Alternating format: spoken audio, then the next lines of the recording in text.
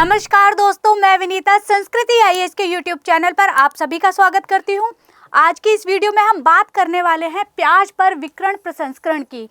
अब ये होता क्या है, ये सब कुछ हम इस वीडियो में जानेंगे। अब इससे किया क्या जा रहा है, इससे हमारा जो प्याज का बफर स्टॉक है उसे बढ़ाया जा रहा है। इसकी ज़रूरत क्यों पड़ी है? क्योंकि हमारा जो उत्पादन कम होता है प्याज का, तो प्याज के मूल्य बहुत ज़्यादा बढ़ जाते हैं। जैसा कि आपने पिछले हालों में देखा भी होगा कि प्याज के रेट 100 रुपये प्रति किलो या 150 रुपये प्रति किलो तक हमारी प्याज बिकी है। तो इन सब चीज़ों से बचने के लिए, ताकि हमारे मूल्य जो है प्याज के इतने ज़्यादा ना बढ़े, तो क्या किया जा रहा है, बफर स्टॉक को बढ़ाया जा रहा है। चलिए अपने टॉपिक की तरफ बढ़ने से पहले देख लेते हैं, हमारे संस्थान द्वारा एक ऑफर चलाया जा रहा है जिसको नाम दिया गया है समर सेल ऑफर। और इसमें आपको यूपीएससी और पीसीएस के हमारे जितने भी ऑनलाइन लाइव पेन ड्राइव और डीएलपी कोर्सेज हैं, सब पर आपको 50 से 75% की छूट दी जाएगी। साथ ही साथ जो यहाँ पर हमारी टेस्ट सीरीज चलाई जा रही हैं, उन पर भी आपको सेम ऑफर दिया जाएगा, यानी कि 50 से 75% की आपको छूट दी जाएगी। ये ऑफर बहुत कम टाइम के लिए वैलिड है, सिर्फ 1 से 5 जून के लिए वैलिड है। तो जल्दी से आप ना यहाँ पर पंजीकरण करा लीजिए। चलिए अपने टॉपिक की तरफ चलते हैं और देखते हैं कि हमारा अभी ये जो चर्चा में क्यों बना हुआ है। क्योंकि भारत ने क्या करा है, भारत ने वर्ष 2024-25 में प्याज के बफर स्टॉक को 1 लाख टन तक बढ़ाने के लिए विकिरण प्रसंस्करण की योजना बनाई है, ताकि हमारे जो प्याज के मूल्यों में कमी रह सके, प्याज के जो मूल्य बढ़ते हैं उन पर हम रोक लगा सकें। यहाँ पर देखिए, इससे संबंधित प्रमुख बिंदु क्या क्या है। जो हमारा भारत है, भारत हमारा जो देश है, ये प्याज का एक प्रमुख निर्यातक देश है। क्यों? क्योंकि विश्व भर में इसकी प्याज को पसंद किया जाता है, विश्व भर में इसकी प्याज मशहूर है। अब ये प्याज मशहूर क्यों है?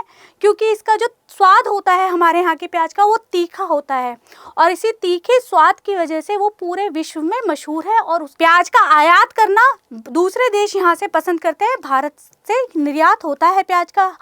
साथ ही साथ होता क्या है कि यहाँ पर साल भर प्याज उपलब्ध रहती है। जैसे कुछ फसलें होती हैं, कुछ सब्जियां या फ्रूट्स होते हैं जो हमें एक पर्टिकुलर टाइम पे मिलते हैं, लेकिन प्याज जो होती है पूरे साल भर उपलब्ध रहती है। यानी कि इसकी जो फसल की जाती है रबी और खरीफ दोनों ही फसल इसकी उपलब्ध होती हैं। जो हमारी एक रबी की जो फसल की जाती है, ये कब होती है, बोया जाता है इसको, वो बोया जाता है हमारा अक्टूबर या नवंबर में, अक्टूबर-नवंबर में इसे बोया जाता है। और इसकी कटाई कब होती है, तो जनवरी में की कटाई हो जाती है, यानी कि फसल हमारी तैयार हो जाती है। और हम क्या कर लेते हैं, अपनी प्याज को ज़मीन से निकाल लेते हैं। कटाई का मतलब वही कि जैसे हम फसल काटते हैं, उसी तरीके से हम प्याज को ज़मीन से निकाल लेते हैं। प्याज हमारी पक के तैयार हो जाती है। खरीफ की फसल कब होती है, इसकी या तो दिसंबर के लास्ट में या फिर जनवरी में बोया जाता है इसे। और ये फसल कब तैयार हो जाती है, तो मई में ये फसल तैयार हो जाती है। तो ये दोनों ही जो फसल होती हैं, रबी और खरीफ, इसके कारण क्या होता है कि हमारी जो प्याज है साल भर उपलब्ध रहती है। दूसरा, अभी हुआ क्या है कि हमारा जो सीज़न 2023-24 है, इसमें क्या देखा गया है, ये अनुमान लगाया गया है कि हमारी जो प्याज की फसल है वो पिछले साल से, यानी कि 22-23 से तकरीबन 16% तक कम हो रही है। और कितने मिलियन टन की इसमें गिरावट आ रही है, तो 25.44 मिलियन टन की इसमें गिरावट आ रही है। इतना ज़्यादा उत्पादन हमारा कम हो रहा है। अब जब ये उत्पादन कम होगा तो क्या होगा कि मूल्य में वृद्धि होगी। इसीलिए भारत ने क्या करा है, विकिरण प्रसंस्करण करना शुरू करा है, विकिरण प्रसंस्करण की योजना बनाई है। अब यहाँ पर आपको बता दें कि भारत में इतना तो हमारा उत्पादन कम हो रहा है, मतलब प्याज का जो उत्पादन है बहुत ज़्यादा है। और साथ ही साथ क्या है कि यहाँ पर कितने हेक्टेयर पे 1.5 मिलियन हेक्टेयर पर कृषि की जाती है, किसकी, हमारी प्याज की। इतनी बड़ी जो एरिया है उस पर प्याज का उत्पादन किया जाता है। अगर 2021 और 22 की बात करें, तो हमारा जो महाराष्ट्र है, महाराष्ट्र जो राज्य है वो प्याज का सबसे बड़ा उत्पादक राज्य है। यानी कि यहाँ पर जो भी प्याज उगती है उसका 42% तक का हिस्सा जो है हमारा महाराष्ट्र द्वारा उत्पादित होता है। दूसरे नंबर पर अगर देखें तो हमारी जो मध्य प्रदेश है, मध्य प्रदेश में 15% तक का उत्पादन होता है, यानी कि दूसरे नंबर पर ये उत्पादन में हमारा बना हुआ है। अब देखिए महाराष्ट्र में आप सभी लोग जानते होंगे कि नासिक जो है प्याज की बहुत बड़ी मंडी है वहाँ पर, और नासिक से जो विदर्भ वाला एरिया है, यानी कि नासिक से जो नागपुर वाला पूरा एरिया है, विदर्भ वाला एरिया, यहाँ पर सबसे ज़्यादा प्याज की खेती की जाती है। इसीलिए हमारा जो महाराष्ट्र है वो प्याज का सबसे बड़ा उत्पादक राज्य है। चलिए आगे बढ़ते हैं और देख लेते हैं कि हमारे जो खाद्य विकरण है ये किस तरीके से किया जाता है। खाद्य विकरण में किया क्या जाता है कि हमारे जो खाद्य पदार्थ होते हैं और जो खाद्य उत्पाद होते हैं उन पे गामा रेज, एक्स रेज और जो हमारी त्वरित इलेक्ट्रॉन्स होती हैं, इस तरीके की किरणों का विकरण का प्रयोग करके किया क्या जाता है, हमारे खाद्य उत्पाद को सुरक्षित किया जाता है, उन्हें कीटों से बचाया जाता है। इसी तरीके का उपयोग हमारे खाद्य प्रसंस्करण में किया जाता है खाद्यों की सुरक्षा को सुनिश्चित करने के लिए। चलिए आगे देखते हैं कि खाद्य प्रसंस्करण को खाद्य अपमिश्रण निवारण 5वां संशोधन नियम 1994 द्वारा अनिवार्य बनाया गया था। दूसरा, जो भारत में विकिरणित खाद्य पदार्थों को परमाणु ऊर्जा खाद्य विकिरण नियंत्रण नियम 1996 के अनुसार विनियमित किया गया, यानी कि इसे फिर से विनियमित किया गया। अब देखिए जो हमारे विकृत खाद्य पदार्थ होते हैं इनमें एक संकेतक के तौर पर एक लोगो दिखाया जाता है। जब भी आप किसी पैकेट को देखेंगे उस पे आपको अगर इस तरीके का ये लोगो दिखाई देता है तो ये क्या है, इसका मतलब है कि ये जो खाद्य पदार्थ है ये खाद्य विकिरण की प्रोसेस से पूरा गुजरा है।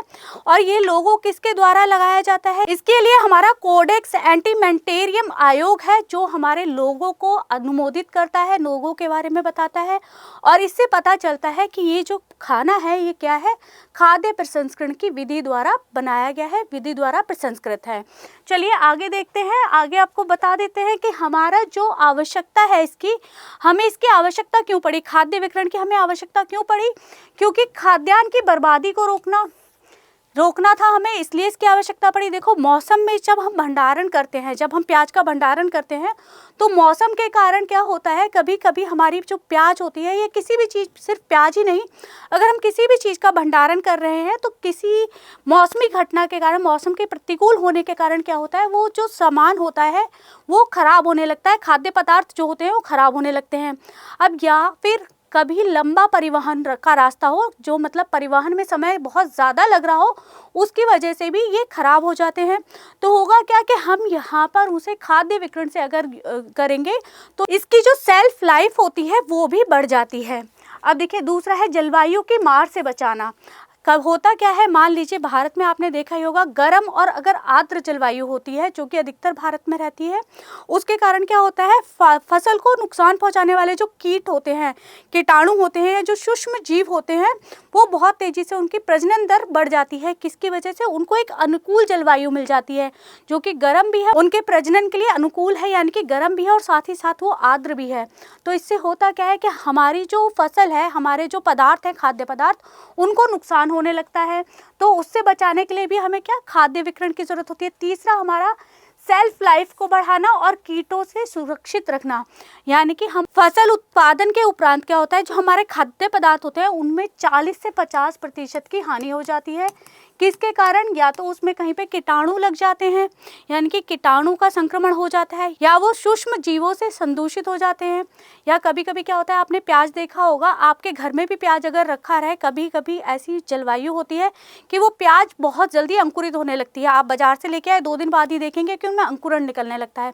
तो इस अंकुरण से बचाने के लिए, पकने से बचाने के लिए, और साथ ही साथ जो हमारा खराब सेल्फ लाइफ है उसकी, यानी कि सेल्फ लाइफ जो है बहुत छोटी है, उसको सही करने के लिए, सेल्फ लाइफ को बढ़ाने के लिए ये सारे कार्य किए जाते हैं। इसकी आवश्यकता होती है किसकी, खाद्य विकिरण की।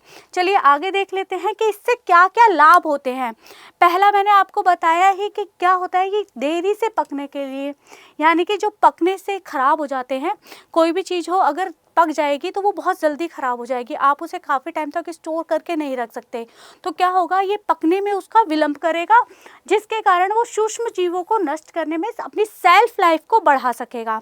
साथ ही साथ जो सूक्ष्म जीव होते हैं, जो विषाक्त पदार्थों और रोगजनक वायरस का जो खतरा होता है, उन्हें भी ये ख़त्म कर सकता है, पर पूरी तरीके से ख़त्म नहीं कर सकता, हाँ उसको काफ़ी हद तक कम कर सकता है।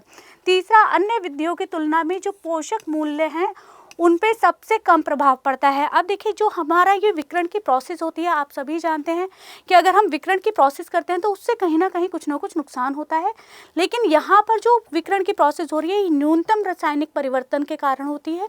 यहाँ पे जो विकिरण की प्रोसेस हो रही है इसमें जो खाद्यान्न में परिवर्तन होंगे, रासायनिक परिवर्तन, वो बहुत ही कम होंगे, और जिसके कारण क्या होगा, इसके जो पोषक तत्व हैं वो प्रभावित नहीं होंगे, वो बहुत कम प्रभावित होंगे, और ये जो है पोषण मूल्य पर बहुत कम प्रभाव डालेगी, सबसे कम ये प्रभाव डालती है। और देखिए लाभ में मैंने आपको पिछले में ही बताया कि क्या होता है, खराब होने से ये बचाती है, कीटों के संरक्षण से बचाती है, कीटाणुओं से बचाती है, जो अंकुरण होने लगता है जल्दी ही उससे भी ये बचाती है।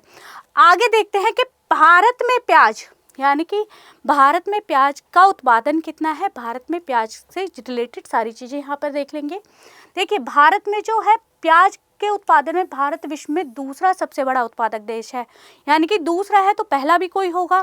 पहला उत्पादक देश कौन सा है, तो चीन। चीन प्याज का पहला सबसे बड़ा उत्पादक देश है। साथ ही साथ भारत में कितने बड़े एरिया में खेती की जाती है प्याज की, तो 1.54 मिलियन हेक्टेयर में प्याज को उगाया जाता है। मैंने आपको बताया ही महाराष्ट्र उत्पादन में सबसे नंबर 1 पर है, उसके बाद एमपी है, साथ ही साथ कर्नाटक, उड़ीसा, गुजरात, आंध्र प्रदेश और तमिलनाडु भी ये प्रमुख उत्पादक राज्य हैं। कहाँ पे, भारत में। भारत से जो निर्यात किया जाता है, अगर हम बात करें वैश्विक प्याज के बाजार की, मतलब कि जो वैश्विक बाजार है प्याज का, वहाँ पर भारत के द्वारा जो निर्यात किया जाता है वो किन किन देशों में किया जाता है, तो Bangladesh, Malaysia, UAE, Sri Lanka, Nepal, Indonesia, ये सब इसमें शामिल हैं। अब देखिए सबसे ज़्यादा अगर निर्यात की बात करें, हम बात करते हैं, मान लीजिए हम टॉप 10 देशों को ले रहे हैं और ये मान के चल रहे हैं कि यहाँ पे 100% जो हमारा निर्यात हो रहा है, तो क्या है, बांग्लादेश जो है सबसे बड़ा आयातक देश है, यानी कि भारत से सबसे ज़्यादा निर्यात कहाँ पर होता है, बांग्लादेश में। तकरीबन 30% तक यहाँ पे निर्यात होता है, कहाँ, बांग्लादेश में। और दूसरे नंबर पे हमारा है मलेशिया। मलेशिया में कितना होता है ये, मलेशिया की अगर बात करें मलेशिया की, तो ये होता है हमारा 18% तक। 18% तक हमारा जो निर्यात होता है वो मलेशिया होता है। उसके बाद आता है यूएई, यूएई में है ये 13%। उसके बाद आता है हमारा श्रीलंका, श्रीलंका में 12% है, नेपाल में 6%, फिर इंडोनेशिया, सऊदी अरब, कतर, कुवैत और ओमान, ये टॉप 10 कंट्रियां हैं जहां भारत का सबसे ज़्यादा प्याज का निर्यात किया जाता है। भारत सबसे बड़ा निर्यातक है। चलिए आगे इस वीडियो से संबंधित प्रश्न देख लेते हैं। प्याज उत्पादन में भारत विश्व में कौन सा स्थान रखता है। आपको ऑप्शन दिए गए हैं, पहला, दूसरा, तीसरा या उपरोक्त में से कोई नहीं। इसका आंसर आप लोग हमें कमेंट बॉक्स में बताइए। अगर आपको वीडियो अच्छी लगी है तो वीडियो को लाइक कीजिए, शेयर कीजिए और चैनल को सब्सक्राइब कीजिए। आज की वीडियो में इतना ही। अगली वीडियो में आपके साथ फिर मुलाकात होगी एक नए टॉपिक के साथ। धन्यवाद।